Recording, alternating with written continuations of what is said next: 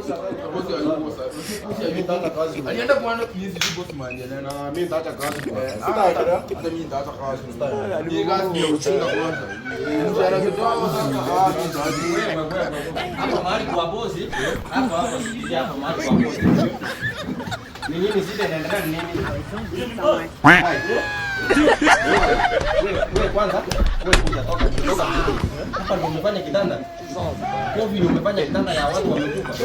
Yes? Wewe enda nyumbani. Na nyinyi, sikia, pangeni vitu zenu. Sitaki wewe. Panga vitu zenu. Enda nyumbani. Wewe enda nyumbani kwanza. Enda ikoje? Wewe unataka kwenda nyumbani?